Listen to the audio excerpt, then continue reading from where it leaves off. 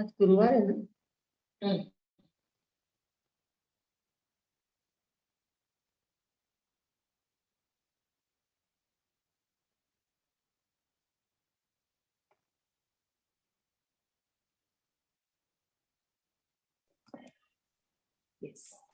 हाँ जय अर्चना ma'am. Jinendra. Sorry. Jai Jinendra. Vardhaman education and research institute की तरफ से आप सभी का उत्तराधायन सूत्र के 33वें सूत्र कर्म प्रकृति के अध्ययन तथा विवेचन प्रोग्राम में आप सभी का बहुत बहुत स्वागत है। आज हमारा 11वां क्लास है।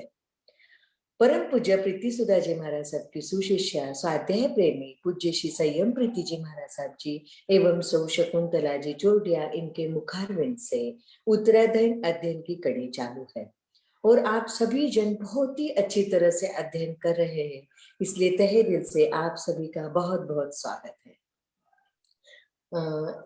संयम प्रीति जी महाराज साहब जी एक साथ मथेन वंदामी, भावपूर्वक मथेन वंदामी, श्रद्धा पूर्वक मथेन वंदामी। बोलिए शांतिनाथ भगवान की जय, आचार्य भगवंत की जय। नमो अरिहंताणं, नमो सिद्धाणं, नमो आयर्याणं, नमो वज्रायाणं, नमो लोहे सवसाहूणम्। एषो पंचनमुकारो तव पावपनाशनो। मंगलाणं च सर्वेषिं परमं हवै मंगलम्, परमं हवै मंगलम्। श्री मिंदर स्वामी महाराज आपकी आज्ञा, भगवान आपकी आज्ञा, गुरु गोविंद जी महाराज आपकी आज्ञा। उत्तराधायन सूत्र के 33वें अध्याय के अध्ययन के बारे में अर्थ करने की आज्ञा चाहते हैं। परम आदरणीय, परम वंदनीय, परम पूजनीय 2400 तीर्थंकर भगवान, पंच परमेष्टि भगवान तथा ज्ञानी ध्यानी त्यागी तपस्वी समस्त ऊर्जा महापुरुषों के चरणों में भावपूर्वक वंदन। आराध्य गुरुदेव पूज्य श्री आचार्य भगवान तपसी जी महाराज साहब, पूज्य श्री माता जी महाराज साहब आदि समस्त उपकारी चरणों में भावपूर्वक वंदन। संस्कार भारती वाणीभूषण पूज्य श्री प्रीति सुधा जी महाराज साहब के चरणों में भावपूर्वक वंदन। यहाँ उपस्थित सभी धर्म प्रेमी श्रद्धावान जिज्ञासु भाइयों तथा सुशील बहनों, हम लोग कल हमने ज्ञानावरणीय कर्म के बारे में देखा था। ज्ञानावरणीय कर्म कैसे बंधता है, ज्ञानावरणीय कर्म का उदय जब आता है तब हमारी क्या अवस्था होती है, वो सब हमने कल देखा था। उसका प्रभाव कैसा होता है ज्ञानावरणीय कर्म का, तो उसके 6 कारण हमने देखे थे। बंध के पूरा ज्ञानावरणीय कर्म के बंध के 6 कारण देखे थे। आज हम उसके आगे देख रहे हैं कि जो ज्ञानावरणीय कर्म है उसके उत्तर प्रकृतियां जो है, ज्ञानावरणीय कर्म ये मूल प्रकृति है, उसकी उत्तर प्रकृतियां 5 है। ज्ञानावरणीय कर्म की 5 मूल प्रकृतियां, उत्तर प्रकृतियां है। उसमें पहली है मति ज्ञानावरण कर्म। मति ज्ञानावरण कर्म जो है वो हमारे जीवन में कैसा प्रभाव डालता है, वो कैसे बंधता है, उसका उदय होने पर, तीव्र उदय होने पर क्या होता है, मंद उदय होने पर क्या होता है, उसके बारे में थोड़ी सी चर्चा करेंगे। तो जो मति ज्ञानावरणीय कर्म है उसका अगर अति प्रगाढ़ उदय रहा, गाढ़ा उदय रहा मति ज्ञानावरणीय कर्म का, तो उसमें क्या हो जाता है हमारी जो बुद्धि होती है ना वो एकदम कुंठित हो जाती है। बुद्धि हमारी इतनी जड़ बुद्धि हो जाती है, मतलब हम विचार करने की क्षमता बहुत कम हो जाती है, मन में एकाग्रता नहीं आ पाती है, इतना चंचल मन हो जाता है कि उसमें एकाग्र करने का कितना भी प्रयास करे तो वो एकाग्र होता ही नहीं है। बहुत ज्यादा चंचलता मन में आ जाती है और चंचलता की अधिकता होने के कारण से निर्णय शक्ति भी नहीं होती आती है। हमें कोई किसी बात का निर्णय लेना है, छोटी छोटी बातों का निर्णय लेना है तो भी हम नहीं ले सकते, ये करना या ये करना, ये करना, ये अच्छा रहेगा या वो अच्छा रहेगा, ऐसी दुविधात्मक स्थिति में ही ज्यादातर रहते हैं, निर्णय शक्ति नहीं आती है। फिर जानने की क्षमता हमारी कम हो जाती है।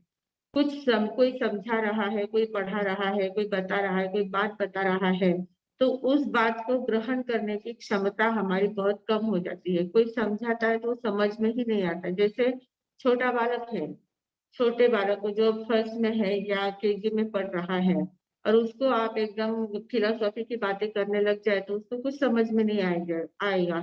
तो वैसी अवस्था हमारी हो जाती है। हम बुद्धि है हमारे पास, ज्ञान है हमारे अंदर, पर वो ज्ञान ऐसा ढका हुआ है कि वो ग्रहण कर ही नहीं पाता। जो सामने वाला कुछ कहता है, सामने वाला कुछ समझाता है, अध्यात्म की बात समझाता है, हमारे काम की बात समझाता है, ज्ञान की बातें बता रहे हैं, वो बातें समझने की क्षमता ही हमारे अंदर नहीं रहती है। मतलब जानने की क्षमता कमजोर हो जाती है। और स्मरण शक्ति तो इतनी ज्यादा कमजोर हो जाती है कि ये वस्तु यहाँ रखी तो वो कहाँ कब कहाँ रखी, कैसे रखी, वो भूल ही जाते, तुरंत भूल जाते हैं। अभी अभी कुछ बोल रहे थे, बोलते बोलते भूल जाते कि मैं क्या बोल रहा था। इतनी ज्यादा स्मरण शक्ति कम हो जाती है। तो इस प्रकार इसका आवरण जब गाढ़ा होता है तो हमारी अवस्था ऐसी होती है। मतलब पांचों इंद्रिया स्वस्थ है, बुद्धि भी है, पर इतनी जड़ बुद्धि है कि वो बुद्धि कुछ काम ही नहीं कर पाती है। वो सोच ही नहीं सकते हैं, कोई ज्यादा चिंतन मनन हो ही नहीं सकता, ऐसी वो बुद्धि है। और मति ज्ञान वर्ण्य का जब उदय कब होता है, मंद उदय होता है, ये गाढ़ा आवरण होता है, तब बुद्धि काम नहीं करती है। पर उसका आवरण अगर पतला है, थोड़ा सा कम आवरण है, कम आवरण एकदम पतला पतला हो गया है और क्षय थोड़ा बढ़ जाता है, तो मति ज्ञान वर्ण्य का उदय अगर मंद होता है तो हमारी बुद्धि एकदम अच्छे तरह से चलने लग जाती है। बुद्धि के अलग अलग चमत्कार हमें दिखने लग जाते हैं। छोटे छोटे बच्चे होते हैं पर ऐसे बड़े जैसी बात करते हैं, बड़े जैसी बात फटाफट ध्यान में आ जाती है उनके। अभी अभी हमने सुना था कि वो केबीसी चलता है ना, कौन बनेगा करोड़पति, उसमें एक लड़का था, छोटा लड़का था, 8-9 साल का ही लड़का था, या कुछ कहाँ का था वो पता नहीं। पर उस लड़के ने वो इतना बोलने में इतना होशियार था, इतना होशियार था कि अमिताभ बच्चन जैसे एकदम दिग्गज व्यक्ति को भी उसने एकदम उनकी भी बोलती बंद कर दी थी। इतना ज्यादा वो बोलने में माहिर था, इतने फटाफट जवाब देता था, उनको कुछ भी प्रश्न पूछो तुरंत उसके पास जवाब हाजिर होता था। मतलब इतनी बुद्धि चमत्कृत रूप से काम करती है। आजकल बहुत बच्चों को हम देखते हैं, छोटे छोटे बच्चे होते हैं, उनको कुछ भी पूछो तुरंत उनका जवाब हाजिर होता है, तुरंत वो जवाब दे देते हैं। इतनी ज्यादा तल्लक बुद्धि हो जाती है। तो ये मति ज्ञान वर्णीय का क्षयक्षम अगर ज्यादा हुआ तो क्षयक्षम ज्यादा होने के कारण से बुद्धि एकदम हमारी खिलती जाती है, फटाफट ध्यान में आ जाता है, कुछ कोई कुछ कहता है तो तुरंत हमारे ध्यान में बात आ जाती है। तो ये मंद उदय हुआ, मति ज्ञान वर्ण का उदय अगर मंद रहा तो इस प्रकार बुद्धि हमारी काम करती है। इसके आगे चलकर जब मति ज्ञान वर्ण का उदय एकदम मंदतम हुआ, एकदम कम उदय है, एकदम मतलब खुला हुआ है, बाजू में एकदम जैसे पर्दा होता है ना, ट्रांसपेरेंट पर्दा रहा तो उसमें से हमें सब कुछ दिखता है, ऐसे मति ज्ञान वर्ण का ट्रांसपेरेंट आवरण रहा। तो उस समय हमारी जो बुद्धि होती है, उस बुद्धि में 3 प्रकार की बुद्धि हमारी खुलती है। उसमें होती है, पहली होती है बीज बुद्धि, बीज बुद्धि खुलती है। दूसरी होती है पदानुसारिणी बुद्धि और तीसरी होती है कोष्ठ बुद्धि। ऐसे 3 प्रकार की बुद्धियां हमारी खुलती है। तो उसमें बीज बुद्धि क्या होती है, बीज यानी छोटा बीज होता है ना, वृक्ष का छोटा सा बीज होता है, वट वृक्ष का छोटा सा बीज है। उस छोटा सा बीज जब जमीन में बोया जाता है और वो उसको एकदम व्यवस्थित खाद पानी दिया जाए तो उस छोटे से बीज से इतना बड़ा वट वृक्ष तैयार हो जाता है, बहुत बड़ा वृक्ष तैयार हो जाता है। तो इस प्रकार ये जो बुद्धि होती है, वो बुद्धि क्या करती है कि उनको थोड़ा सा कुछ अर्थ समझाया जाए, कोई शास्त्र की एकाध बात बताई जाती है, एकाध बात बताई जाती है, थोड़ा सा कुछ गुरु उनको थोड़ा सा कुछ मंत्र देते हैं या कुछ सूत्र देते हैं, एक सूत्र देते हैं तो उससे उनका इतना ज्ञान खुल जाता है, इतना ज्ञान खुल जाता है कि एकदम अंदर में महावृक्ष तैयार हो जाता है, ज्ञान का वृक्ष तैयार हो जाता है, इतना ज्यादा ज्ञान खुल जाता है। उसको बीज बुद्धि कहते हैं। छोटे से सूत्र से बहुत ज्यादा ज्ञान खुल जाना, उसको बीज बुद्धि कहते हैं। ऐसे बीज बुद्धि गणधरों में होती है। हम लोग देखते हैं कि जो तीर्थंकर होते हैं, तीर्थंकर के मुख्य शिष्य जो होते हैं वो गणधर कहलाते हैं। तो वो गणधर होते हैं ना, उनके पास गणधर लब्धि होती है, उनकी ये बीज बुद्धि जागृत होती है। उनको क्या होता है, तीर्थंकर परमात्मा उनको सिर्फ 3 शब्द देते हैं, 3 सूत्र देते हैं। 3 सूत्र कौन से देते हैं? उपनेवा, निगमेवा और धुएवा, ऐसे 3 सूत्र देते हैं। तो इन 3 सूत्रों को सुनकर उनकी ऐसी बुद्धि काम करने लग जाती है, इतनी ज्यादा तीव्रता से उनका बुद्धि में चिंतन मनन इतना तीव्रता से चलने लगता है कि वो देखते देखते द्वादशांगी की रचना कर देते हैं। सिर्फ 3 सूत्र सुनते हैं, उपनेवा, निगमेवा, धुएवा। हम लोगों ने कितनी बार इन सूत्रों को सुना होगा, पर हमारे अंदर कोई फर्क पड़ता नहीं है, हमारी बुद्धि नहीं चलती है। पर गणधर सिर्फ 3 सूत्र सुनते हैं। मतलब उसका अर्थ क्या होता है? उपनेवा यानी उत्पाद, निगमेवा यानी व्यय और धुएवा यानी ध्रुव। उत्पाद, व्यय, ध्रुव, इतना 3 ही शब्द वे सुनते हैं। और 3 शब्द सुनकर उनका ऐसा ज्ञान खुल जाता है कि द्वादशांगी की रचना कर देते हैं। द्वादशांगी यानी कितना बड़ा ज्ञान है, हमने नंदी सूत्र में देखा था। 11 अंग होते हैं और 12वां जो दृष्टिवाद है वो तो कितना बड़ा दृष्टिवाद का ज्ञान होता है। तो वो पूरी द्वादशांगी की रचना वो देखते देखते कर देते हैं। ऐसी वो बीज बुद्धि होती है। तो मतलब उनका मति ज्ञानावर्णीय कर्म एकदम से ट्रांसपेरेंट हो गया था, इतना मंद उसका उदय था कि बिल्कुल भी मतलब नहीं जैसा उदय उनका था। तो इसलिए वो बुद्धि इतनी ज्यादा खुल जाती है और इतना ज्ञान अंदर से खुल जाता है। दूसरी होती है पदानुसारी बुद्धि, पदानुसारिणी बुद्धि। पदानुसारिणी बुद्धि का अर्थ क्या होता है कि वे भी गुरु उनको एक पद बताते हैं, एक सूत्र का एक पद देते हैं। जैसे से किमतम नाणम नाणम पंचविहम पन्नतम, इतना ही सूत्र दिया है। इतना सूत्र दिया है तो इतना सूत्र सुनकर पूरा नंदी सूत्र उनको ध्यान में आ जाता है। ज्ञान 5 प्रकार का होता है, फिर कौन से 5 प्रकार है, उसके भेद कितने होते हैं, वो कौन सा ज्ञान क्या काम करता है, कौन सा ज्ञान कैसा आवरण लाता है, कौन से ज्ञान पर कैसा आवरण आता है, उसको कैसे हटाया जाता है, कैसे खोला जाता है, पूरा वर्णन उनको ध्यान में आ जाता है। पूरा नंदी सूत्र का पूरा नंदी सूत्र उनके ध्यान में आ जाएगा। सिर्फ नाणम पंचविहम पन्नतम इतना सुना कि पूरा नंदी सूत्र याद हो गया। इस प्रकार बुद्धि का चमत्कार तैयार होता है। जब बुद्धि ऐसी चमत्कृत रूप से हमारी प्रकट होती है, उसको बोलते हैं पदानुसारिणी बुद्धि। तीसरी होती है कोष्ठ बुद्धि। कोष्ठ बुद्धि यानी क्या? हमने देखा था नंदी सूत्र जब पढ़ रहे थे तो उसमें धारणा का जो विषय चल रहा था मति ज्ञान में। तो मति ज्ञान में धारणा जो है, धारणा के 5 अवग्रह, यह अवय धारणा, ये विषय था।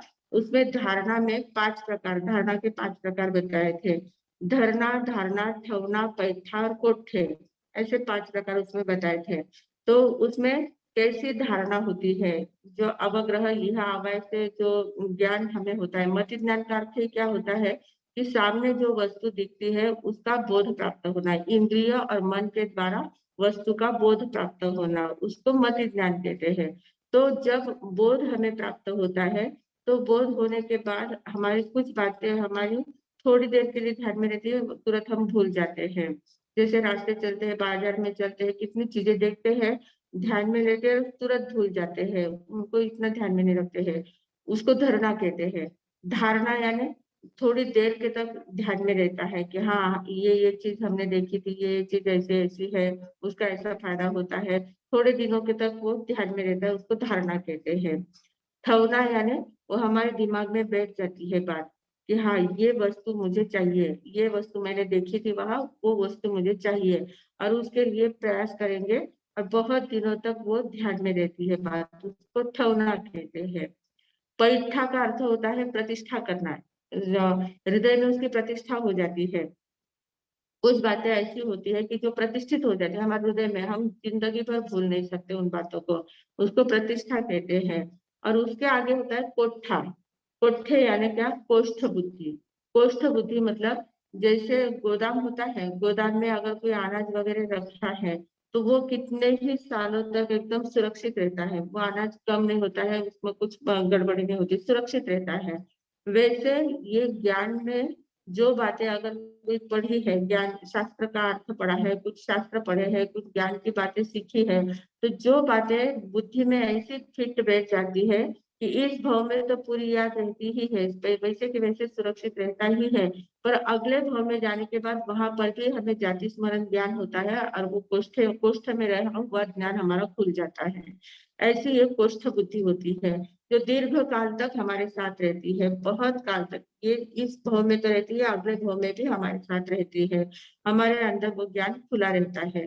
तो इस प्रकार ये बुद्धि के चमत्कार होते हैं, जिसके कारण से मति ज्ञानावर्ण्य कर्म अगर एकदम मंद क्षयक्षम रहा, बहुत कम क्षयक्षम उसका रहा, एकदम क्षयक्षम ज्यादा है, उदय उसका कम रहा, मति ज्ञानावर्ण्य का उदय एकदम कम रहा, मंदतम उदय रहा, तो इस प्रकार की बुद्धियां हमारी खुलती जाती है। तो अब ये जो मति ज्ञान वर्ण है, मति ज्ञानावर्णीय कर्म जो है, ये कैसे बंधता है? हमारी बुद्धि इतनी जड़ क्यों हो जाती है? इतना इतना हमें इतना बार बार समझाने के बाद भी समझ में क्यों नहीं आता है? क्यों हमारी बुद्धि काम नहीं करती है? क्यों हमारी ऐसी बीज बुद्धि, कोष्ठ बुद्धि हमारी क्यों जागृत नहीं होती है? तो इसका कारण क्या है? कहते हैं कि इसका कारण ये है कि हमारे पास 5 इंद्रियां है और मन है। 6 इंद्रियां हमारी काम करती है, छठा मन है, 5 इंद्रियां है। तो इन 5 इंद्रियां और मन के द्वारा जितना हम इनका दुरुपयोग करते हैं, 5 इंद्रियां मिल गई है तो उसका चाहे जैसा उपयोग करना है। आंखें मिली है तो चाहे जो दृश्य देखते रहना है, चाहे जैसे उसका दुरुपयोग करते रहना, दिन भर मोबाइल देखते रहना है या टीवी देखते रहना है या बाहर बाहर बाहर में ही भटकते रहना, बाहर ही देखते रहना है, बाहर में उसका उपयोग करना है, अंदर में झांकने का उसका प्रयास नहीं करना है। पांचों इंद्रियों का उपयोग ऐसे बाहर बाहर ही करना है। बहुत उसका दुरुपयोग किया तो मति ज्ञानावर्ण्य कर्म गाढ़ा बनता जाता है। फिर 5 इंद्रियों का दुरुपयोग तो करना ही है। उसके बाद क्या है? इन इंद्रियों के माध्यम से जो पर पदार्थ है, दूसरे जो पदार्थ है, पर मतलब स्व को छोड़कर जो पर है, शरीर से लेकर जितनी भी पर बातें हैं, उन सभी बातों पर अत्यधिक आसक्ति रखना, अत्यधिक मोह रखना, ये मेरा, वो मेरा, सब सब कुछ मेरा, मेरा मेरा करते करते इतना ज्यादा मोह उसके ऊपर रखना, उसके कारण से मति ज्ञानावर्ण्य कर्म का बंध होता है। मतलब पर वस्तु पर अत्यधिक आसक्ति, राग द्वेष करना, मोह करना, आसक्ति करना, इसके कारण से मति ज्ञानावर्ण्य कर्म का बंध गाढ़ा होता जाता है। फिर हमारा जो मन है, उस मन से हम चिंतन करते हैं। चिंतन शुभ बातों का भी चिंतन होता है, अशुभ बातों का भी चिंतन होता है।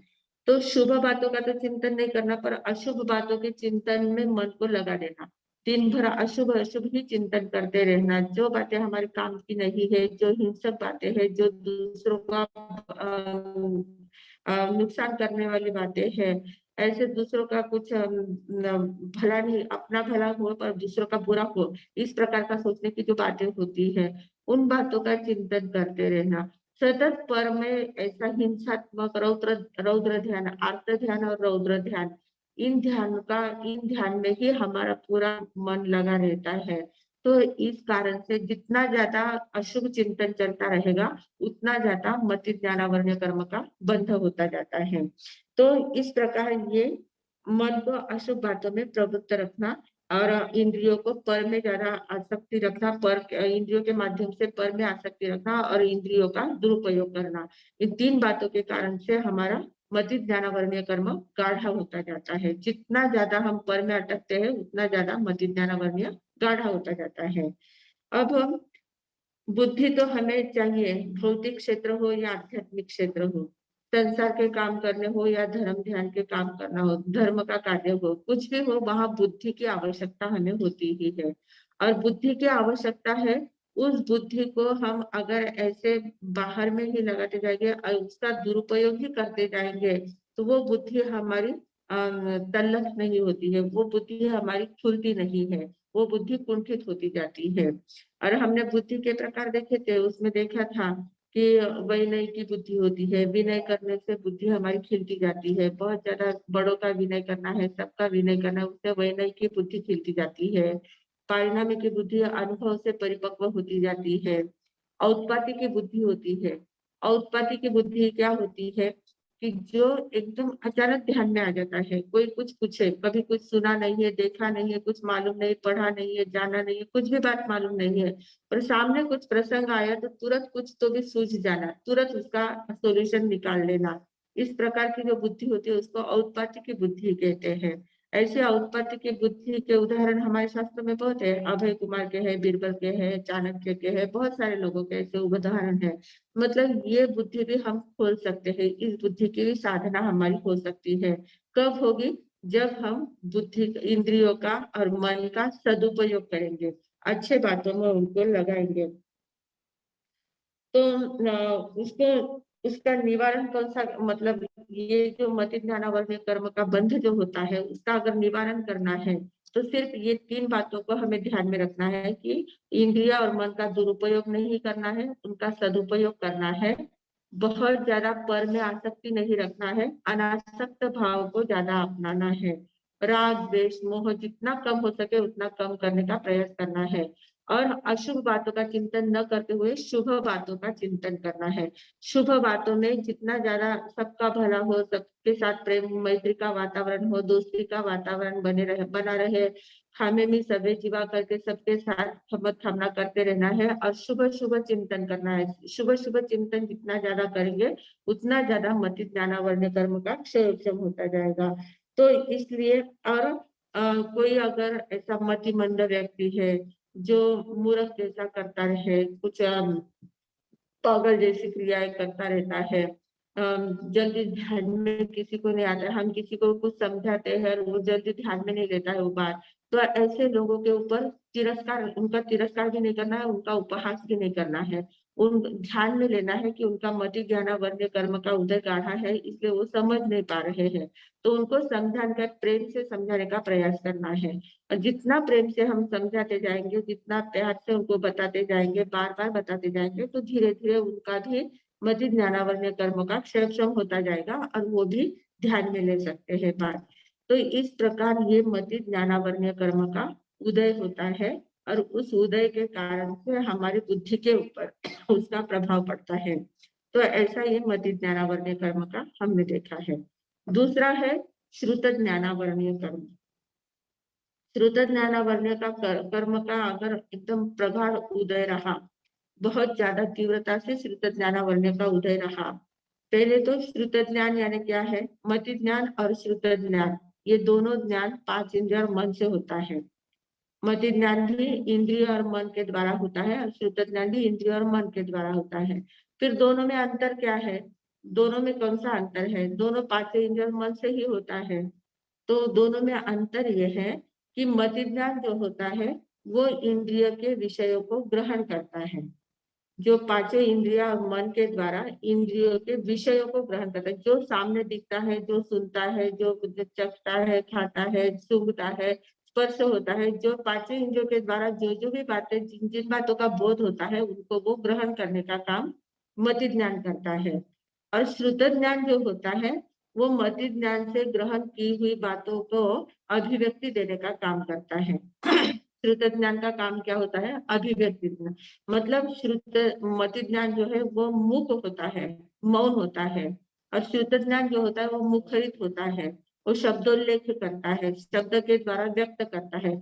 सिर्फ शब्दों के द्वारा ही नहीं, एक्शन के द्वारा अलग अलग प्रकार से वो व्यक्त करता है। हमारे चेहरे के हाव भाव होते हैं, बॉडी लैंग्वेज कहते हैं जिसको, मतलब किसी न किसी लैंग्वेज से वो अपने भाव को अभिव्यक्ति देता है, उसको श्रुत ज्ञान कहते हैं। मति ज्ञान जो होता है वो सिर्फ वर्तमान क्षण को ही ग्रहण करता है। वर्तमान में सामने रहे हुए इंद्रियों के सामने जो विषय रहते हैं उन्हीं विषय को वर्तमान में ही ग्रहण करता है। पहले जो थे विषय उनको, भूतकाल के विषयों को नहीं ग्रहण करेगा, भविष्य में जो विषय होने वाले हैं उनको ग्रहण नहीं करेगा। सिर्फ वर्तमान में इंद्रियों के सन्मुख जो भी विषय आए हैं, इंद्रियों के सानिध्य में जो जो भी विषय आते हैं उन्हीं को सिर्फ ग्रहण करता है, वो मति ज्ञान होता है।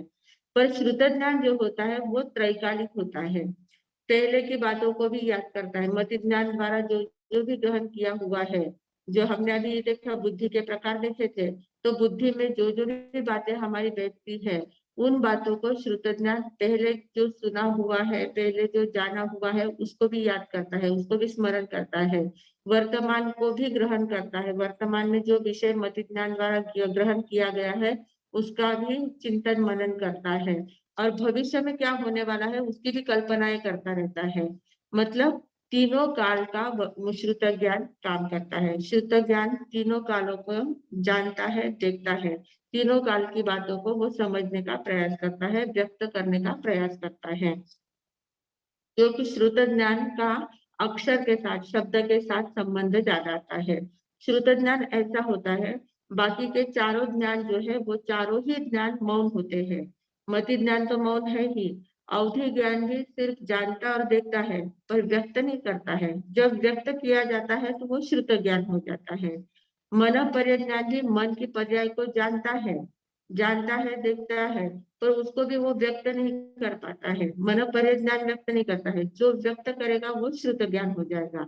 इतना ही नहीं, केवल ज्ञान जो है, केवल ज्ञान भी संपूर्ण लोक की, तीनों लोक की सभी बातों को जानता और देखता है, संपूर्ण लोक को स्पष्ट रूप से जानता और देखता है। पर केवल ज्ञान भी, जब केवल ज्ञान में जाना हुआ जो जो जो जानी हुई बातें हैं, उन बातों को जब व्यक्त करते हैं तो वो श्रुत ज्ञान कहलाता है। केवल ज्ञानी भी श्रुत ज्ञान के द्वारा ही बातों को व्यक्त करते हैं। केवल ज्ञानी मतलब तीर्थंकर जो परमात्मा उपदेश देते हैं, तो उनका उपदेश भी श्रुत ज्ञान के रूप में होता है, द्रव्य श्रुत के रूप में होता है, और वही हमारा भाव श्रुत बनता है। हम उसको ग्रहण करते हैं, उसको भाव श्रुत हम बनाते हैं। तो श्रुत ज्ञान सिर्फ एक ज्ञान ऐसा है पांचों ज्ञानों में कि जो अभिव्यक्ति देता है। श्रुत ज्ञान के कारण ही हम ज्ञान को समझ पाते हैं, तीर्थंकरों के चरित्र को समझ पाते हैं, अनेक बातें, जो जो भी बातें सिद्धांत की बातें हैं उनको समझ पाते हैं, जो बातें शास्त्रों में कही हुई जो बातें होती है, शास्त्रों का श्रवण कर सकते हैं, शास्त्रों को पढ़ सकते हैं। बहुत सारी बातें जो है, जितना भी हमें ज्ञान प्राप्त होता है, जितना ज्ञान अभिव्यक्ति का ज्ञान होता है, वो सारा श्रुत ज्ञान के द्वारा होता है। तो ये श्रुत ज्ञान जब एकदम गाढ़ा आवरण अगर इसका रहा, श्रुत ज्ञान का आवरण, श्रुत ज्ञानावरण कर्म का आवरण एकदम गाढ़ा अगर रहा, तो उसका जब उदय होता है, श्रुत ज्ञानावरण कर्म का गाढ़ा उदय जब होता है, प्रगाढ़ उदय जब होता है, तो हमें अक्षर का ज्ञान नहीं हो पाता है। काला अक्षर भेद बराबर लगता है। कुछ भी कितना भी लिखा हुआ हो, कैसा भी लिखा हुआ हो, हमें कुछ भी समझ में नहीं आता है, हम पढ़ नहीं पाते हैं, अक्षर का ज्ञान नहीं होता है। और न लिपि का ज्ञान होता है, कौन सी लिपि में लिखा है, अंग्रेजी में है, हिंदी में है, मराठी में है, या तमिल में है, या कन्नड़ में है, कुछ भी ध्यान में नहीं आता है। लिपि का भी ज्ञान नहीं होता है और अक्षर का भी ज्ञान हमें नहीं होता है। और ये जब श्रुत ज्ञान वर्ण जब हमारा मंद होता है, श्रुत ज्ञानावरण का आवरण जब मंद हो जाता है, तो आवरण मंद होने के कारण से क्या होता है, हमारी बोलने की क्षमता बढ़ती है, व्यक्त करने की, अभिव्यक्ति की क्षमता बढ़ती जाती है। देखो, बहुत बार हम लोग देखते हैं, कोई कोई विद्वान होते हैं, ऐसे इतने बोलने में इतने माहिर लोग होते हैं, जो प्रवचन देते हैं, बड़े बड़े संत होते हैं, महात्मा होते हैं, साधु साध्वी जी होते हैं, तो वे क्या करते हैं, प्रवचन अपना देते हैं, तो एक विषय लेते हैं, उस विषय को 2-3 घंटे तक वो आराम से धारा प्रवाह से बोल सकते हैं, बिल्कुल रुकते नहीं है, कंटिन्यू बोल सकते हैं। इतना ज्यादा उनका श्रुत ज्ञान का सक्षम हुआ होता है कि वो बोलते ही जाते हैं, उनको सूझता ही जाता है, उनकी याद आते ही जाता है, बोलते ही जाते हैं। एक एक विषय को वो 3-3, 4-4 घंटे तक बोल सकते हैं, इतना ज्यादा उनका श्रुत ज्ञानावरण का सक्षम होता है। और कुछ लोग ऐसे होते हैं कि जिनको वही विषय अगर उनको दिया बोलने के लिए, तो आधा घंटा भी मुश्किल से बोल सकते हैं, बोलना ही नहीं, सूझता ही नहीं है, शब्द ही मुंह से बाहर नहीं निकलता है। तो जिनका जल्दी से शब्द अंदर में आता है पर बाहर में शब्द नहीं निकलता है, कैसे व्यक्त करना वो ही ध्यान में नहीं आता है। तो ये जब बातें होती है, तो ये श्रुत ज्ञानावरण कर्म का उदय है, ऐसा समझना चाहिए। जिसको बोलना नहीं आता है, अभी अपने विचार प्रकट करना नहीं आता है, अपनी भावनाएं रखना सामने व्यवस्थित रूप से, भावनाओं की प्रस्तुति व्यवस्थित रूप से देनी नहीं आती है, तो उनका श्रुत ज्ञानावर्ण्य कर्म का गाढ़ा उदय है, ऐसा समझना चाहिए। और जो बोलने में एकदम माहिर होते हैं, जो फटाफट बोलते हैं और बोलकर सभी का मन जीत लेते हैं, इतना अच्छा बोलते हैं कि सभी लोग सुनते ही रहते हैं, बहुत ज्यादा उनकी वाही वाही होती है, उनकी प्रसिद्धि हो जाती है। तो समझ लेना कि उनका श्रुत ज्ञानावर्ण्य कर्म का क्षयक्षम बहुत ज्यादा हुआ है। तो जिनका क्षयक्षम होता है उनका उनके बोलने में एक प्रकार का प्रवाहीपना रहता है, बोलने में भी अच्छा और मिठास भी बहुत रहती है। बोलने में शब्द भी उनको इतने अच्छे फटाफट फटाफट ध्यान में आने लग जाते हैं, फटाफट शब्द उनके मुंह से बाहर निकलते हैं। तो इस प्रकार ये श्रुत ज्ञान का चमत्कार होता है। अब श्रुत ज्ञानावर्ण्य कर्म का जब एकदम कम आवरण रहता है, मंदतम आवरण रहता है, तो उस समय हमारी उम्र का कोई हिसाब नहीं होता है, उम्र कितनी है वो उसका हिसाब नहीं रहता है। पर श्रुत ज्ञानावर्ण्य का क्षयक्षम अगर हमारा अच्छा रहा तो हम इतने जल्दी ग्रास कर पाते हैं, फटाफट फटाफट ग्रहण करते हैं। कोई कुछ कहते हैं तो तुरंत हमें ध्यान में आ जाता है। हम लोगों ने एक बार नंदी सूत्र के समय वज्र स्वामी की कथा सुनी थी। वज्र स्वामी एकदम छोटे से 3 साल के थे, 3 साल के थे तब वो साध्वी जी महाराज साहब जो थे उनके पास उनको रखा हुआ था। वो मतलब उसकी बहुत काफी लंबी चौड़ी कथा है। पर वे 3 वर्ष की अवस्था में साध्वी जी महाराज वो स्थानक में ही रहते थे, तो साध्वी जी महाराज साहब अपना स्वाध्याय फेरने का काम करते जाते थे, जो जो से स्वाध्याय फेरते रहते थे। तो उनकी जब स्वाध्याय का पर्यटना चलती रहती थी, स्वाध्याय का जो उच्चारण वे करते रहते थे, 11 अंगों का उच्चारण वे करते रहते थे साध्वी जी महाराज। तो ये 3 वर्ष का बालक, सिर्फ 3 वर्ष का इतना छोटा सा बालक साध्वी जी के मुखारविंद से वो स्वाध्याय का पर्यटना सुनते सुनते, शब्द सुनते सुनते 3 वर्ष में उनको 11 अंग का अध्ययन पूरा कंठस्थ हो गया था, 11 अंग पूरे उनके कंठस्थ हो गए थे। इतनी ज्यादा तीव्र बुद्धि उनकी थी। वे 8 वर्ष के हुए तब तक तो आचार्य उनको बना दिया था, 5 वर्ष में उन्होंने दीक्षा ले ली, फिर 8 वर्ष के हुए तब आचार्य बना दिया था। इतनी ज्यादा उनमें प्रगल्भता थी, इतना ज्यादा उनका क्षम हुआ था। श्रुत ज्ञानावर्ण्य कर्म का एकदम आवरण उनका मंद था, बहुत ज्यादा ट्रांसपेरेंट आवरण था, बहुत ज्यादा उनका ज्ञान खुलता जाता था। तो ऐसे वे वज्र स्वामी की कथा बहुत रोचक कथा है। कितने कितने बुद्धिमान थे वे, कैसे थे, उनकी बहुत बड़ी सुंदर कहानी है। तो ऐसा ज्ञान हमारा भी खुल सकता है, श्रुत ज्ञानावर्ण कर्म हमारा खुल सकता है। पर ये कैसे खुलता है, पहले श्रुत ज्ञानावर्ण कर्म का बंध कैसे होता है वो देखते हैं, फिर इसको कैसे खोलना चाहिए उसका भी उपाय हम देखने का प्रयास करेंगे। तो श्रुत ज्ञानावर्ण का बंध कैसे होता है, जो श्रुत ज्ञानी होते हैं, जो हमें ज्ञान पढ़ाने वाले होते हैं, या कोई प्रवचन देने वाले होते हैं, या कोई क्लास वगैरह लेते हैं, या कोई कहा किसी को कोई समझाने वाले होते हैं, श्रुत ज्ञान की आराधना करने वाले जो लोग होते हैं, उन लोगों की निंदा करना, उन लोगों की निंदा करने से, उनकी अवहेलना करने से, उनका अनादर करना है, उनकी उपेक्षा करना है, उनकी बातें करना है, उनको तिरस्कार करना है, उनको सभी लोगों के मन से उनके बारे में वितुष्टता मन में पैदा करना है। इस प्रकार की बातें जब हम करते हैं तो श्रुत ज्ञानी की आराधना करने से हमारा श्रुत ज्ञानावर्ण्य कर्म का बंध होता है। क्योंकि ज्ञानी जो लोग होते हैं, जिनका ज्ञान खुला हुआ है, जिनका श्रुत ज्ञानावर्ण्य कर्म क्षयक्षम हुआ है, वो बोलने में माहिर होते हैं। वो बोलते हैं तो लोग उनको बहुत ज्यादा वाहवाह करने लग जाते हैं, और उनकी वाहवाह होती है, उनकी प्रसिद्धि होती है, तो हमारा जी जलता है। तो जी जलता है तो हम फिर उनके बारे में कुछ उल्टी सुल्टी बातें करने लग जाते हैं। उनकी जो बातें होती है, उनकी जो ड्रॉबैक थोड़ा भी कुछ होगा तो उसको हम बहुत बड़ा रूप देकर लोगों के सामने उनकी बदनामी करने का प्रयास करते हैं। तो इस कारण से हमारा श्रुत ज्ञानावर्ण्य कर्म का बंध होता है, बहुत गाढ़ा बंध हमारा इसके कारण से होता जाता है।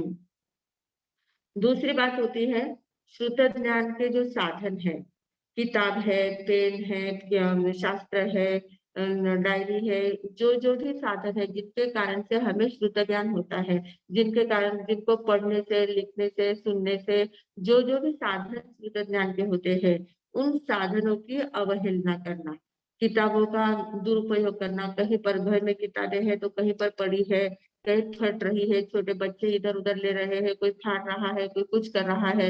ऐसा करने से हमारा श्रुत ज्ञानावर्ण्य कर्म बंद होता है। घर में अगर किताबें हैं तो उनको एकदम व्यवस्थित रूप से रखना चाहिए, संभाल के रखना चाहिए, उनको कवर वगैरह लगाकर एकदम सुरक्षित स्थान पर रखना चाहिए, बच्चों के हाथ में नहीं जानी चाहिए। ऐसे ही न्यूज़पेपर आते हैं घर में, तो न्यूज़पेपर का हम एकदम दुरुपयोग करते हैं, उसके ऊपर भी लिखा हुआ होता है, अक्षर ज्ञान होता है, उस भले वो व्यवहार का ज्ञान है पर है तो अक्षर, अक्षर ये श्रुत ज्ञान का विषय है, तो अक्षर उसके ऊपर लिखा हुआ होता है।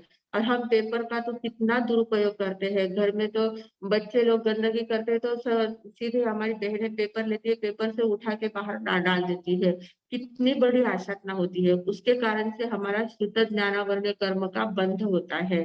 लोग कहाँ पिकनिक में जाते हैं, पेपर साथ में ले लेते हैं, वहां कुछ खाना पीना है, पेपर बिछा देते हैं, उसके ऊपर बैठ भी जाते हैं, उस पर उसी पर कुछ भेल वगैरह सब डाल लेते हैं, उस पर खा लेते हैं और कचरा करके डाल देते हैं। तो कितना ज्यादा आशा होती है, श्रुत ज्ञान की आशा होती है। तो ऐसे जहां जहां भी कहीं लिखा हुआ कहीं पर भी हो, किसी भी कागज पर लिखा हुआ हो, उस कागज की ऐसी अवहेलना नहीं करना है।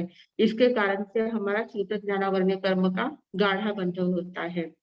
तीसरी बात होती है, बहुत लोगों को आदत होती है, किसी का लेख बहुत अच्छा लगा, पेपर में आया है या कहीं पढ़ा है, कहीं किसी ने कुछ लेख लिखा है और वो अच्छा लगा, तो वो लेख अपने नाम से वो प्रसिद्ध कर देते हैं, जिसने लिखा है उसके नाम से नहीं लिख करते प्रसिद्ध। वो अब अच्छा लगा ना, मुझे वे विचार अच्छे लगे हैं तो मैं वैसे के वैसे वो लेख की कॉपी करूंगा और मेरे नाम से वो प्रसिद्ध करूंगा।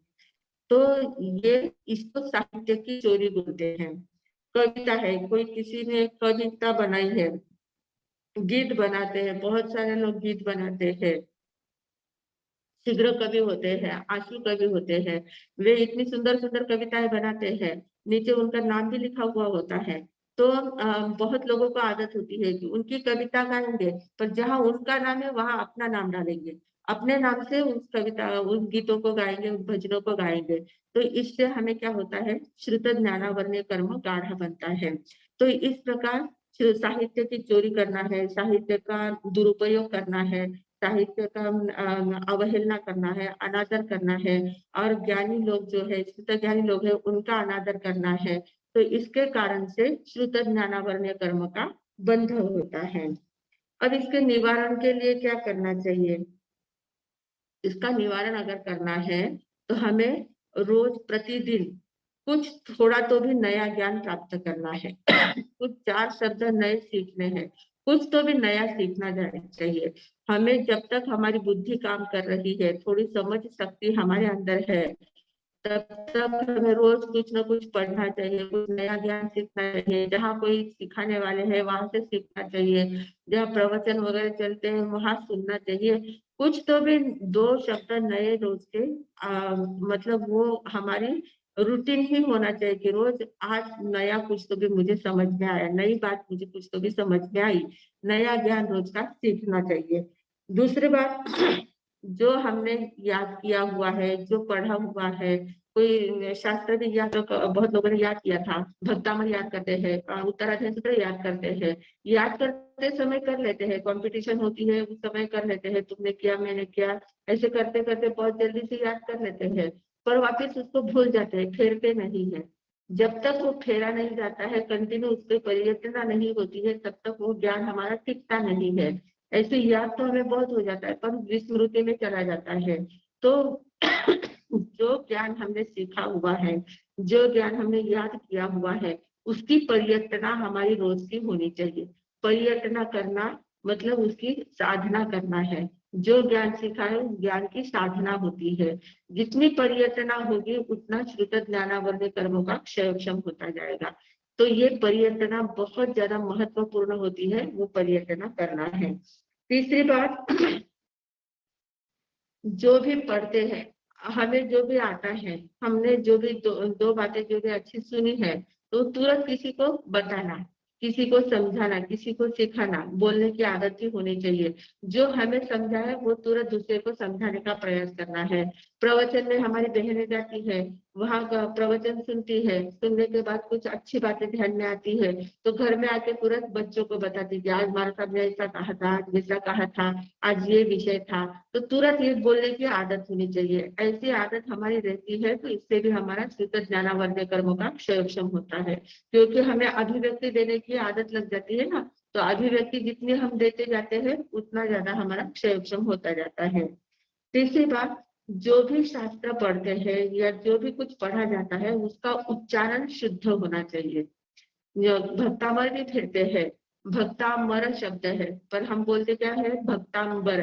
भक्ताम्बर बोलते हैं तो वो एकदम अलग अर्थ उसका हो जाता है, भक्तामर शब्द का अर्थ अलग होता है। तो उच्चारण एकदम हमारा शुद्ध होना चाहिए।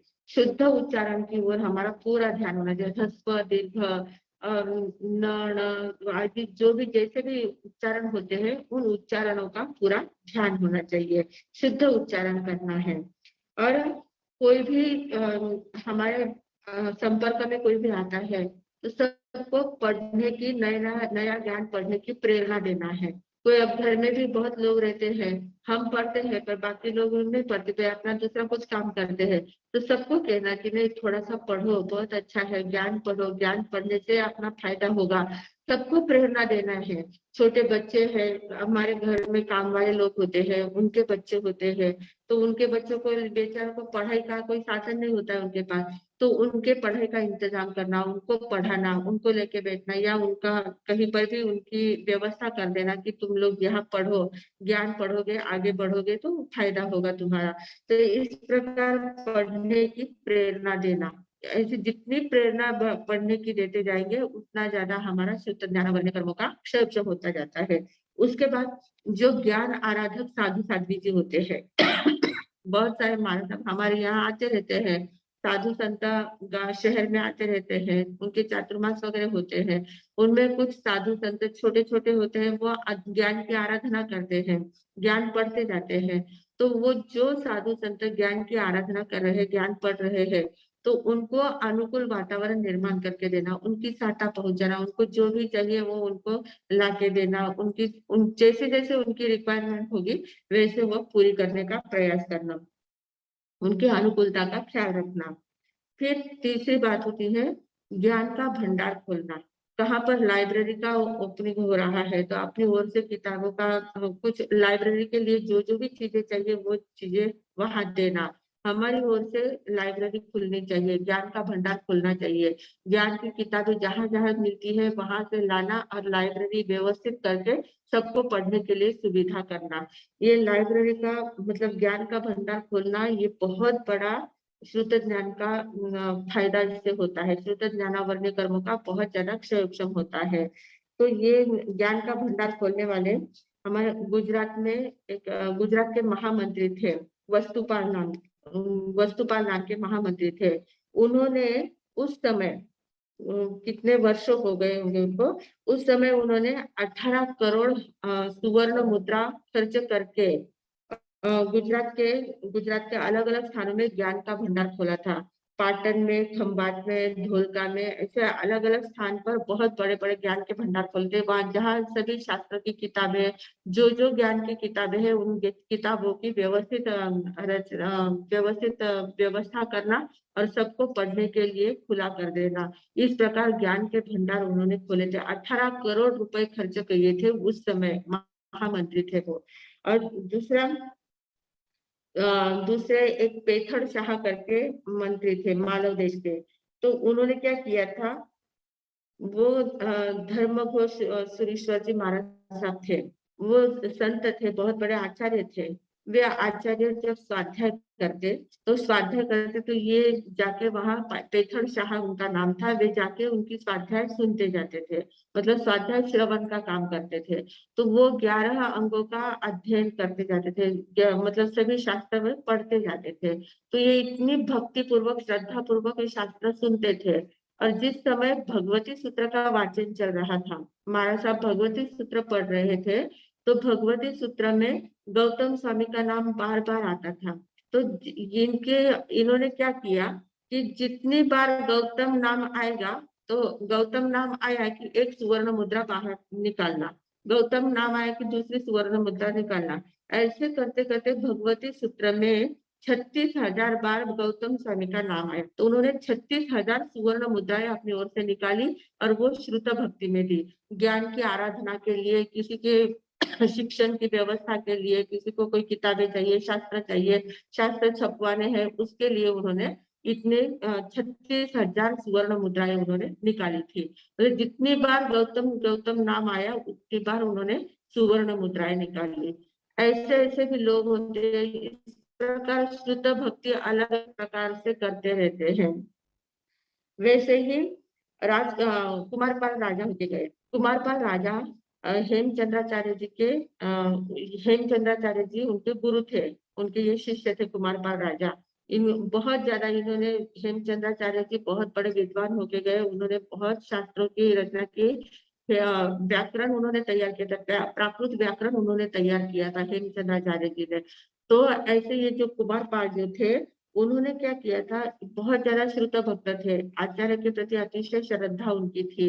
तो उन्होंने क्या किया था, उन्होंने जितने आगम ग्रंथ थे उस समय, तो उन आगम ग्रंथों के 36,000 श्लोकों को सुवर्ण की शाही से लिखवाया था, सोने की शाही बनवाई थी और उससे उन्होंने 36,000 श्लोक लिखवाए थे। और ऐसे भी जो आचार्य हेमचंद्राचार्य जी ने जितने भी शास्त्रों की रचना की थी, उनकी कितनी प्रतियां उन्होंने ऐसी लिखवाई थी और उनका प्रचार प्रसार किया था। इस प्रकार लोग अलग अलग प्रकार से चाहे जितनी श्रुत भक्ति करते हैं।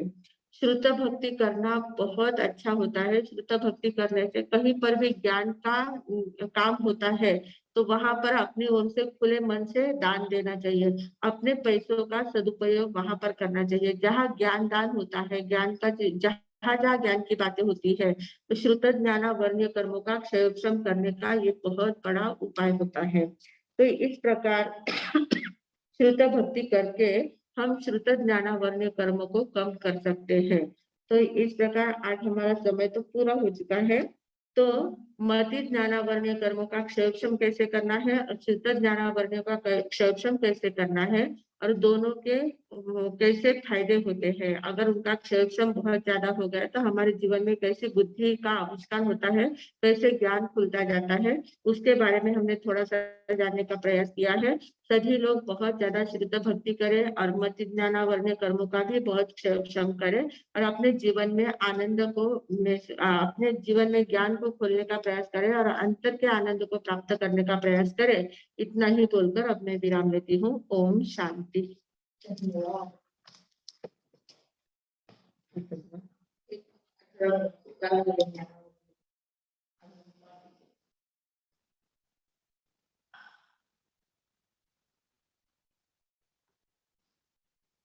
है क्या आज शकुतई है? शकुतई तो नहीं मिले। कल्पना जी लुमकड़ को अनम्यूट किया जाए। हाँ, आपको अनम्यूट किया है कल्पना जी लुमकड़।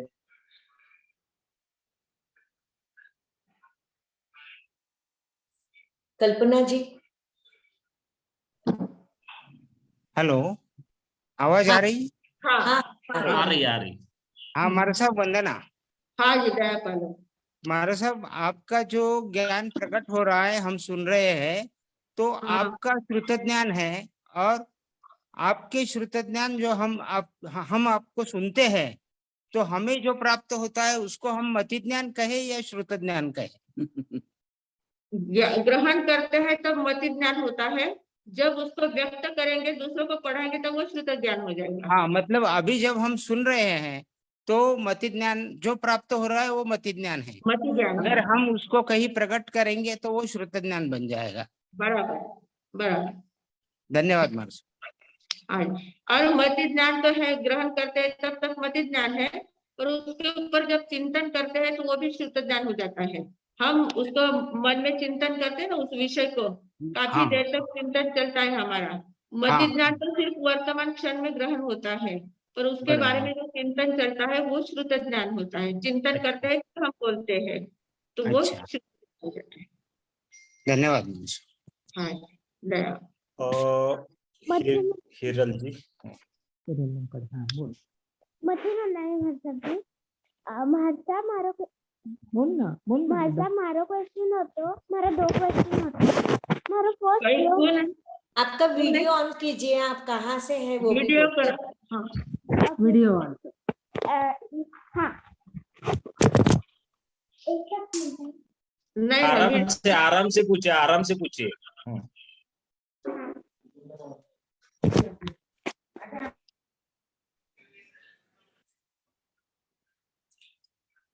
कौन है? हिरल जी लुंकड़। हाँ हाँ हिरल बोलो जी। बोलो। મારો ક્વેશ્ચન હતો की आपण बुक्स रद्दी में नाका तो उरासो पण आपले ज्ञानवर्णीय कर्मरी असतात ना हुए कई किया तो बुक्स रद्दी में नाही का आपण बुक्स रद्दी में नाही का संप्या की हाँ ते उरासो पण हुए हाँ रद्दी में नाके तो हुएच ना बुक्स रद्दी में तो कोई कराला रखने पण बुक्स ने संभालने रखना ये इरा में रखना लाइब्रेरी में वगैरह रखना पण दुसरा किने पढ़ने दे देवना आपला घरे दुसरा काम वाला टाबर वगैरे रेव्याने पढ़ने देवना काहीतरी उरो उपयोग करणं रद्दी में नाक्या तर उरो ज्ञानवर्णीय कर्म तर बंद हुवेच आहे. ओके आणि मला सेकंड क्वेश्चन हे होतं की मैं हाँ पण कधी कधी बोलता बोलता म्हणजे एकदम यो करू की मैं मिस नहीं यो क्वेश्चन पूछणार क्लासला टाइम है पण जरा मैं हाँ. मिसने फर्स्ट क्वेश्चन पूछू जरा सेकंड क्वेश्चन भूल जाओ तो પછી मैं हाँ. समझते कई करन चाहिए उरा वास्ते ना नमो नानसर जाप करणं नमो नानस अशी माळा फेरणी आणि जिथं आपल्याने ज्ञान की आराधना करता येईल ना उनकी ज्ञान की आराधना करनी म्हणजे अभ्यास बराबर करणं अभ्यास में मन लगावणं दुसरी फालतू बाता में ध्यान नहीं घालणं खेळन में जास्त ध्यान नहीं घालणं आणि जितकं ज्यादा अभ्यास करण में आपलं मन लागेल ना उतकं आपलं ज्ञान खुलतो जागेला ओके आणि नमो नानस सर्व ध्यान करणं जाप करणं पुरासू आपली बुद्धी खुलती जावे. हाँ?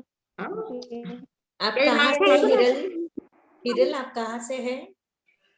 मैं बिबेवाड़ी पूना अच्छा, बहुत बहुत बढ़िया। आप रोज सुनते हैं? सुनने के तो रोज नहीं मैं रोज नहीं सुनती आज ही सुना अच्छा, आपण आपका ध्यान में आ ज्ञानावर्णीय गया? कर्म चालू म्हणून सुनिया म्हणे अच्छा अच्छा, चलेगा। बहुत बहुत धन्यवाद। हाँ. મને ચોખ્ખો વાટ્યો સુનને અને આવડે પણ ओके, आवडे ना? धन्यवाद। धन्यवाद. बढ़िया। आगे शकुन जी जैन।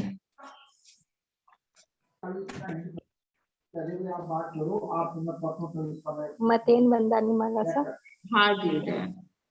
मतलब जैसे आपसे हमने सुना तो हमको थोड़ा ज्ञान हुआ, तो ऐसा ज्ञान अल्प ज्ञान हुआ, पर कुछ ऐसे होते जिनको हमसे भी थोड़ा अल्प ज्ञान होता है, तो हमको वो ज्ञान उनको बताना चाहिए, और अगर बताने में कुछ थोड़ा इधर उधर भी हो जाता है कभी कभी, तो फिर वो ज्ञानावर्णीय दोष लगता है कि नहीं?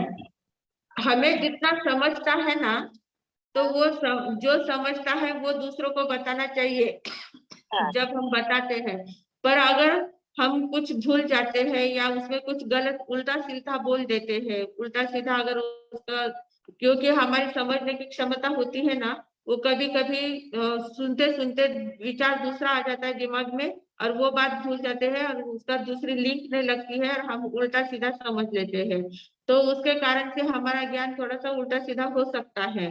पर उस समय हमें ये ध्यान में लेना कहना है, कहते समय दूसरे को जब हम कहते हैं उनको कहते समय ऐसा ही कहना है कि मेरे ऐसे समझ में आया है, पर बात ऐसी हो सकती है या नहीं हो सकती मुझे पता नहीं है, पर मुझे ऐसा समझ में आया है, अपनी प्रामाणिकता वहां व्यक्त कर देना है। हम तुरंत तो थोड़ा मैंने ऐसा ही सुना है, मैं ऐसा ही कहा था, ये थोड़ा नहीं कहना है। हम थोड़ा मिच्छा में दुक्कड़म करते कि कोई मेरे से गलत कहा या तो फिर वो दोष हाँ नहीं। गलत हो सकता है, मेरा गलत हो सकता है, पर ऐसा मेरी समझ में इस प्रकार वो पता लगा, वो हमको बताना जरूर चाहिए, बताना जरूर। बताना चाहिए, बताना चाहिए। जितना अपन बताते जाते हैं उतना अपना खुलता जाता है। हाँ। ये मेरा भी अभी का मेरा ही अनुभव है। अभी जैसे ही आप लोगों की क्लास ले रही हूँ तो अपने आप कुछ सूझता जाता है, नया नया कुछ कुछ बोलने का सोचा हुआ नहीं होता है, पर बहुत बातें नई नई आ जाती है, तो वो पढ़ाते पढ़ाते अपने आप खुलता जाता है। एक प्रश्न और था, जैसे कल- हम रोज का मथनोदम, एक प्रश्न कि हाँ। हम रोज का नव स्मरण करते हैं, जैसे उपसकरंग, लोकस, ये अपने भक्तामृत और हाँ। कल्याण पंडित, तो हम नियमित ये पढ़ते हैं, तो ऐसा नहीं है कि सबका हमको मीनिंग पता हो, तो मालूम करने की कोशिश करते हैं, पर पढ़ना तो नियमित चाहिए ना। हाँ, पढ़ना तो चाहिए। भले मीनिंग भले ही पता नहीं चला है, पर फिर भी पढ़ते रहे तो अपने आप कहीं तो भी योग मिलता है, मीनिंग हमें पता चलता है और फिर हमें बहुत आनंद आता है। पर जो पढ़ा है, जो याद किया हुआ है, उसको तो फेरना ही चाहिए। रोज की परिवर्तना हमारी होनी चाहिए। जितनी परिवर्तना होती है उतना हमारा आवर्तन परिवर्तना जितनी होती जाती है ना, उतना ज्ञान खुलता जाता है।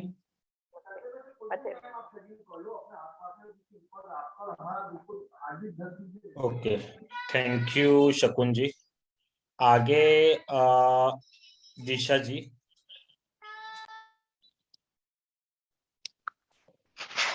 मथे मारा सा हाँ, मारा सा जैसे धार्मिक बुक रेवे कई कई ये जीर्ण शीर्ण हो जावे, पन्ना पन्ना हो जावे, तो वे પછી अपन काय में डालना है, वे जी का पन्ना पन्ना हो जावे यानी किसके अपन विसर्जन।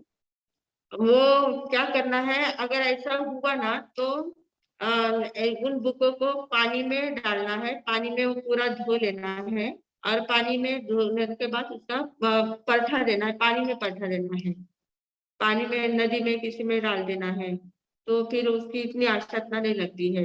पर ऐसा कचरे में डालते हैं, रद्दी में डालते हैं, तो उसकी आवश्यकता लगती है, उसका दुरुपयोग हो जाता है। नहीं तो जैसा गड्ढे घर बांधता रहे वटे पहियो खोदे तो वटे भी डाले हाँ, उसमें भी डाले तो भी चालेल.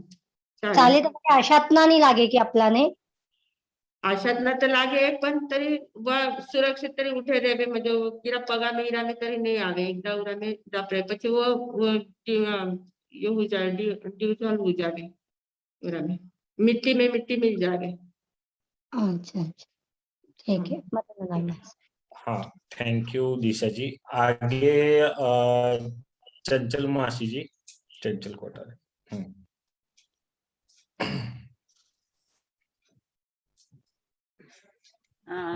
महाराज साहब, हाँ, आवाज आ रही ना?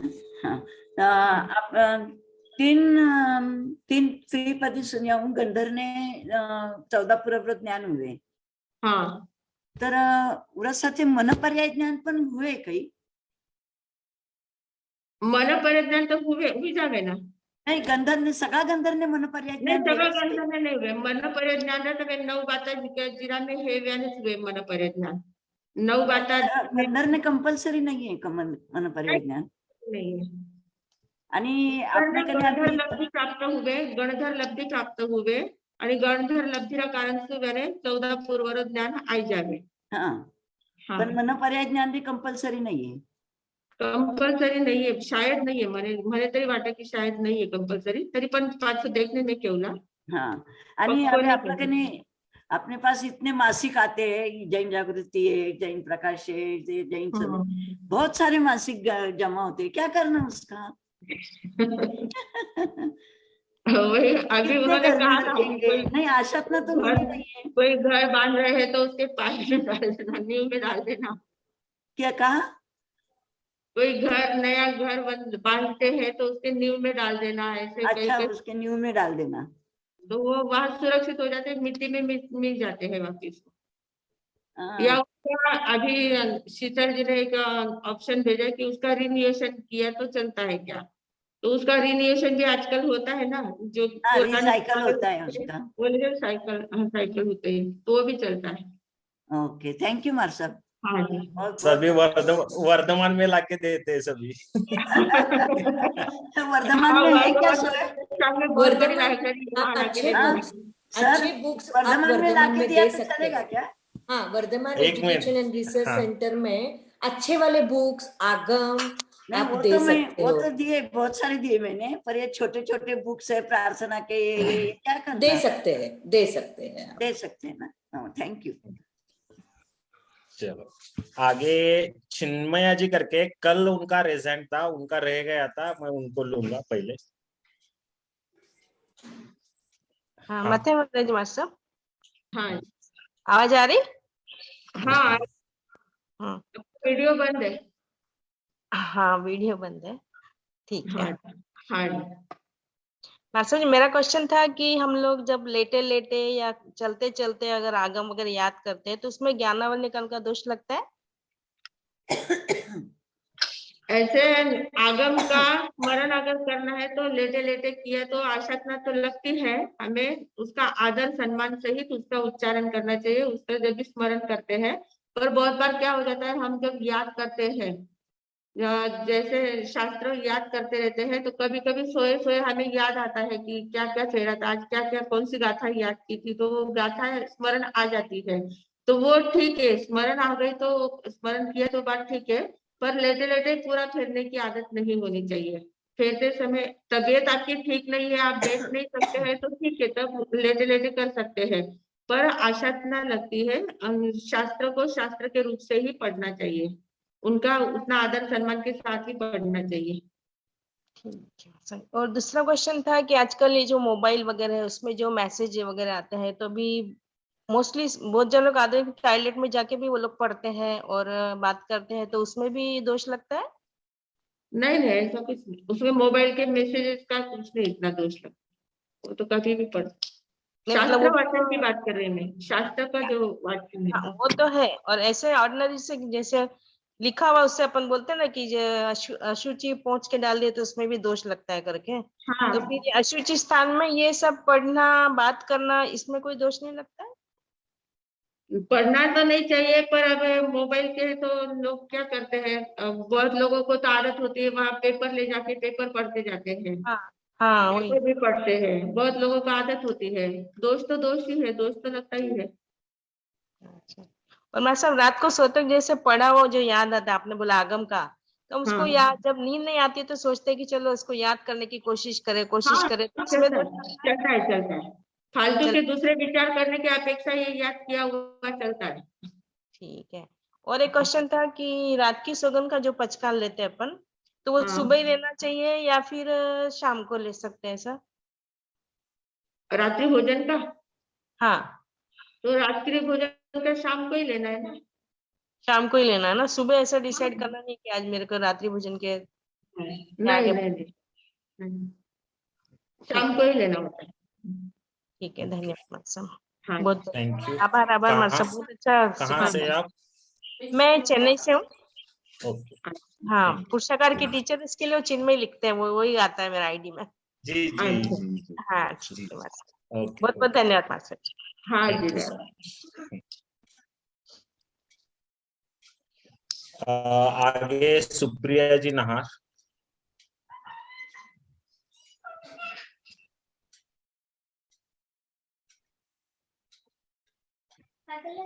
सुप्रिया जी। હા મને हाँ ઘણો સુંદર કયો મારા સાથે आणि दररोज घणो छान कयो. મને आज एव प्रश्न होतो की ते कियो ना की टाबरनरी बुक्स आपण काही करणी तर वे बोच मारो प्रश्न होतो की रिसायकल ने दी तर चालेला काही हाँ म्हणजे हाँ चालेल। हा हाँ जमा किती करणार ना आपण वो हाँ, बराबर है बराबर हाँ, है। आणि बा आशात भी हुआ नहीं तो साचन रखा आणि પછી रखने ध्यान पण नाही रेवे की आणि हाँ न्यूजपेपर पण घरा रद्दी में देवना पडे सगळ्याने, घरा कितना पेपर गोळा करीला ना, तवे हाँ वो रद्दी में दे पण वे भी रिसाइकल में दिया तो घरा चोखा नहीं तो पचे आशात ना तर लागेच आहे, रद्दी में दी तर ज्ञानवर्धेकर म्हणून दोष तर लागेच आहे। हाँ वो कई करनो वो घणो बड़ो प्रश्न है मारा सा वो हाँ बराबर है। हाँ बस मथे अंदर घणो हाँ पुणे छान में रिसाइकल के 2-3 एड्रेस हैं, हम ग्रुप पे भेजेंगे आपको। आगे चंदा जी जैन।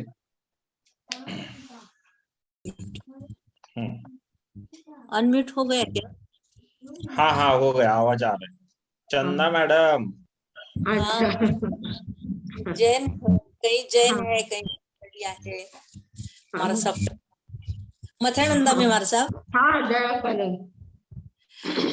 एक सवाल ऐसा था कि हमने अभी जो ज्ञानावरणीय कर्म का बंध या क्षयोपशम क्षय, इसके बारे में आध्यात्मिक ज्ञान से ही उसको जोड़ा है अभी तक।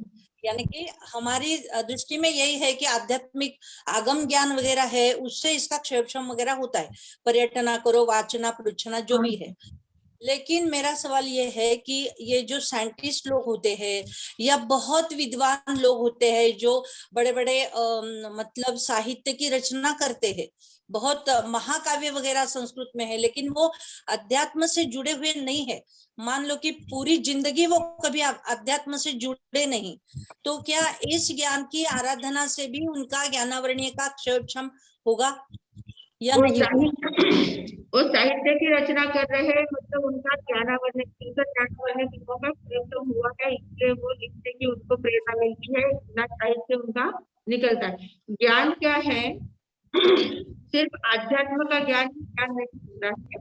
अक्षर ज्ञान जो है, अक्षर ज्ञान में व्यवहार ज्ञान भी आता है, किताबों का ज्ञान, बाकी अन्य विज्ञान का ज्ञान है, इतिहास का ज्ञान है, जो भी ज्ञान है।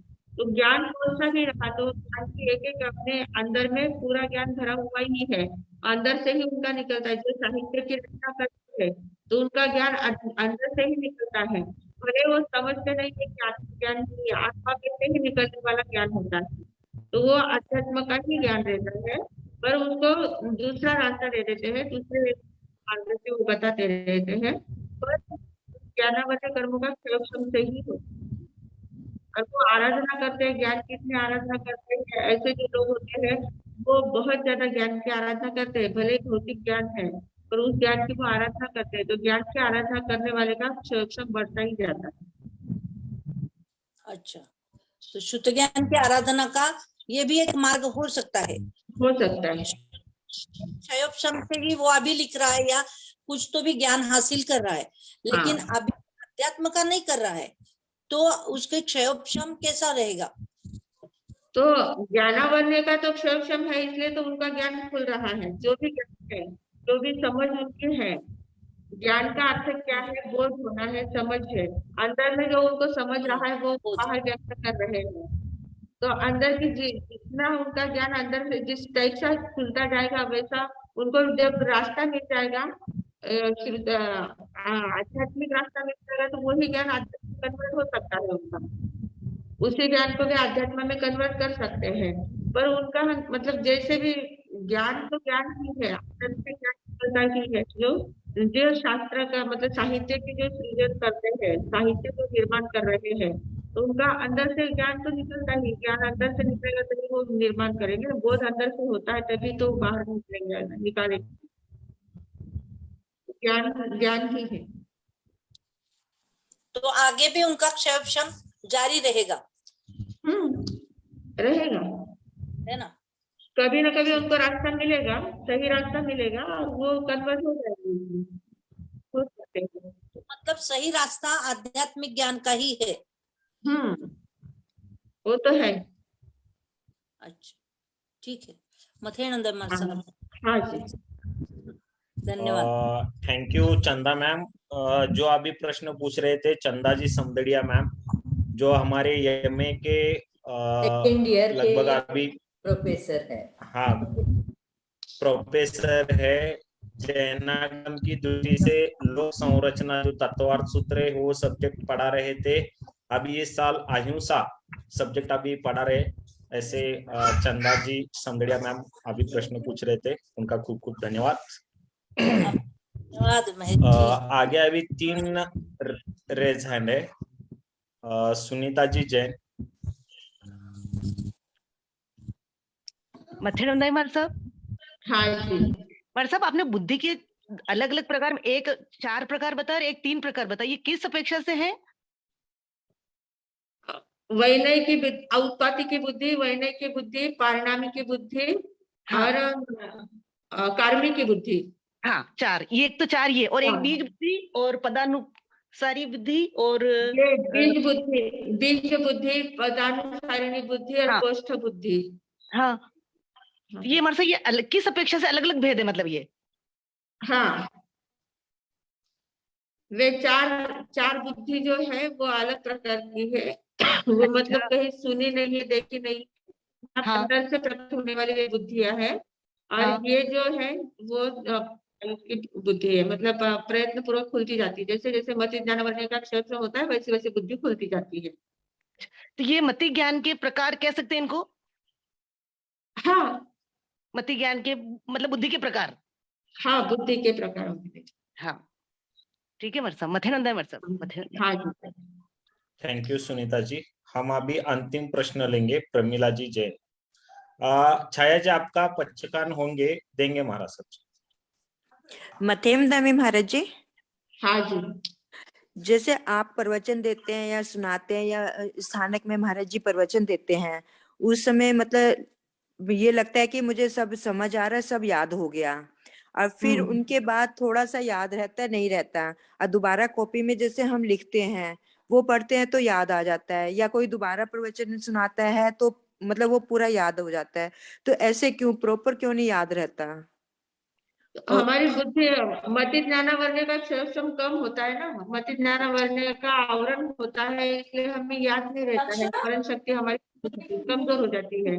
तो उसके लिए हम बार बार प्रयास करते हैं, बार बार सुनते जाते हैं, बार बार चिंतन करते हैं, तो वो क्षम बढ़ता जाता है, तो याद होने लग जाता है। तो इसका याद करने का सरल तरीका क्या है महाराज साहब? सरल तरीका तो याद करने का एक ही होता है कि जो भी बात हम सुन रहे हैं ना, तो जी। सुनते मन वचन काया की एकाग्रता होनी चाहिए जी। दिमाग में कोई विषय नहीं आना चाहिए, दूसरा कहीं जी। पर भी ध्यान कन्वर्ट नहीं होना चाहिए। जो सुन रहे वो हमारा ध्यान था, मन वचन काया की एकाग्रता रही तो वो बात हम कभी भूल नहीं सकते। अच्छा, नमो नानस का जैसे जाप करने से भी फर्क पड़ता है महाराज साहब? हाँ, होता है। नमो नानस का ज्ञान जाप करने से ज्ञान का थोड़ा सा क्षम हो सकता है, जी। पर ज्यादा उसका मेन कारण यही होता है कि एकाग्रता से जो हम सुनते हैं ना वो कभी नहीं भूलते हैं। जी। और एक बच्चों अगर हमने किसी ने अपमान किया है कहीं, 4 लोग बैठे उनमें किसी ने कोई हमारा अपमान कर दिया है, वो जो शब्द बोले हैं वो शब्द हम कभी भूल सकते हैं क्या? नहीं, वो तो याद पक्के हो जाते हैं क्योंकि उस समय हम पूरा मन वचन काय की एकाग्रता से सुनते हैं कि इसने क्या बोला है, कौन सी टोन में बोला है, कैसा बोला है, वैसे हमें पूरा याद रहता है। जी। तो वो करते हैं, पर बाकी की बातें भूल जाते हैं। तो क्यों? क्योंकि हमारी एकाग्रता उसमें नहीं रहती है। सुनते समय सुनते हैं, कान से सुनते हैं, मान भी डुलाते हैं कि हाँ बराबर है बराबर है, पर दिमाग में विचार दूसरे चल रहे होते हैं, तो इसलिए बातें बराबर फिट बैठती नहीं है दिमाग में। तो दिमाग में फिट बैठाने के लिए हमें मन वचन काय की एकाग्रता की आवश्यकता होती है। जैसे महाराज जी मैं प्रवचन लिखती हूँ, मतलब उसमें थोड़ा बहुत ही छूटता है, मोस्टली मतलब लिखा जाता है, तो फिर भी मतलब मेरे को ये रहता है कि वो क्यों छूटा मेरा, वो क्यों रह तो गया? ध्यान कन्वर्ट हो जाता है ना, लिखने में लग जाते हैं तो उतनी देर तक सुन नहीं सकते। एक समय एक ही काम होता है हमारा, सुनते हैं नहीं, तो सुनने स्पीड का नहीं क्या बढ़ती, होगा? नहीं स्पीड नहीं बनती, स्पीड नहीं बनती कई बार। हाँ, नहीं बढ़ती ना, स्पीड भी नहीं बढ़ती, और लिखते जाते हैं तो बहुत बातें छूटती भी जाती, क्योंकि लिखने में ध्यान गया कि जो बोला जाता है वो छूट जाता है, कि बोलने वाले कंटिन्यू बोलते रहते हैं, अपन लिखते हैं तो लिखते समय हमारा ध्यान लिखने में गया तो जो बोला वो छूट जाता है। जैसे महाराज जी ने प्रवचन में एक लाइन बोली, वो लगा कि ये तो मुझे याद है, दूसरा बोला पहले ये लिख लो, वो फिर पीछे वाली एकदम भूल जाती है। भूल जाते हैं, ऐसा ही होता है। होता आज है। बहुत देर हो गई है तो और हम एक बच्चों की जाते रफ हैं। कॉपी का पूछ रही थी कि जैसे हम रद्दी में डाल देते हैं, जैसे बच्चे काम करते हैं उनकी कॉपी भर जाती है कि वो हम किसी को दे भी नहीं सकते, तो उसका हम क्या करें? और जैसे मैं कई बार है ना पेपर करती हूँ तो वो क्वेश्चन आंसर रफ पेज पे लिख लेती हूँ, फिर वो लगता है कि वो तो हो गया मेरा, वो रद्दी में रख देती हूँ, तो मुझे क्या करना चाहिए इसके लिए? इसका जवाब कल दिया तो चलेगा क्या? क्योंकि जैसा आपकी न्यूज़पेपर की रद्दी वाला भी क्वेश्चन है, तो ये सभी क्वेश्चंस के आंसर आपको कल मिलेंगे। आज काफी टाइम हुआ है, बस यही पूछना था कि जैसे हम है ना पेज पे मैं क्वेश्चन आंसर लिख, जैसे 50 क्वेश्चन है, 40 हो गए, 10 बच गए, तो वो अलग पेज पे लिख लिया, फिर उनको ढूंढती रहती हूँ ओपन बुक एग्जाम के लिए, तो वो मतलब भर जाता है पेज, मतलब फिर वो उसको मैं रद्दी में रख देती हूँ, तो उसका मुझे क्या करना चाहिए? हाँ, तो वही होता है ना, तो वो वही कह रहे हैं कि रद्दी का क्या करना चाहिए। वो या तो रिसाइकलिंग में देना है या जमीन में इसका डाल देना कल है या अच्छे पानी से में डाल विवेचन के भी होगा। छोड़ना। कल हम चलो ठीक है 5-10 मिनट जी। इसके लिए विवेचन रखेंगे। ओके आज ओके महाराज साहब जी बराबर 1 घंटा 20 मिनट बात जी कर रहे हाँ हैं। रात को ठीक पानी भी नहीं पीते हैं। बिछा में दो और प्रयति जैन, इनको जो शुद्ध ज्ञान का अनुभव आ रहा है उसके बारे में आप अगर कल बोलना चाहते हैं कि कैसा अनुभव आपको आ रहा है, अगर बोलना चाहते हैं तो कल प्लीज हैंड रेज करना, हम आपको चांस देंगे। आप 2 मिनट में आप कैसे अनुभव करते हैं उसके बारे में बोलेंगे। हाँ जी, अब ये कल हम सोमवार को हमारा क्लास होगा। हाँ, अभी सोमवार को बराबर 9 बजे मिलेंगे, जी मंगलवार। मथेम दामी महाराज जी पचकान चाहिए था पोरसे हाँ, हाँ, पचकान हाथ जोड़ लीजिए। ओम शांती शांती शांती उगयसुरे सूर्योदय उपरांत नवकाशी कोशी 1.5 कोशी आपापल्या प्रमाणे उपयुक्त पचकांत अनुष्ठाना वगैरह सहस्त्रागारण समाधि वत्यागारण उसिरे छाया बाई को 2 घंटे का मौन, 2 घंटे तक कथा वार्ता करना नहीं, ऐसे उपयुक्त पचकांत संते पड़ी कमे निंदे गए उसिरे। ओम शांति शांति शांति। गुरुदेव की आज्ञा से चत्तारी मंगलम अरिहंता मंगलम सिद्धा मंगलम साहू मंगलम केवली पंडितो धम्मो मंगलम। चत्तारी लघुत्तमा अरिहंता लघुत्तमा सिद्धा लघुत्तमा साहू लघुत्तमा केवली पंडितो धम्मो लघुत्तमो। चत्तारी शरणम पवज्जामि अरिहंते शरणम पवज्जामि सिद्धे शरणम पवज्जामि साहू शरणम पवज्जामि केवली पंडितम धम्मम शरणम पवज्जामि। 4 मंगल 4 उत्तम 4 शरणा दुख हरना सुख करना और शरणा कोई जो भविक प्राणी आदरे तो अक्षय अमृतम। बोले भगवान महावीर स्वामी की जय, आचार्य भगवंत की जय, पूज्य श्री माता जी महाराज साहब की जय, संस्कार भारती वाणी भूषण पूज्य श्री प्रीति सुधा जी महाराज साहब की जय, सब साधु संतन की जय, आज के आनंद की जय। कर्मों की उदीरना कैसे किए जाए इसका मार्ग दिखाने वाले, कर्म की लीला सिखाने वाले परम पूज्य संयम प्रीति जी महाराज साहब जी को बहुत बहुत धन्यवाद। आभार आभार आभार। अब हम मिलेंगे बराबर सोमवार को रात को 9 बजे। आप जल्द से जल्द मतलब टाइम पे जुड़ने का प्रयास कीजिए, 5-10 मिनट भी आप गमाइए मत, क्योंकि कर्म का जो विषय है अद्भुत विषय है। इसके लिए काफी लोग जुड़े हैं, नए लोग जुड़े हैं, ऐसे ही और भी नए लोग आप जोड़ सकते हो। Vardhaman education and research institute में जो उत्तराधायन सूत्र का 33वां अध्ययन है कर्म प्रकृति, इसके लिए आप अभी भी काफी लोगों को जोड़ सकते हो। इतना कह के मैं धन्यवाद देती हूँ और मीटिंग लीव करते हैं।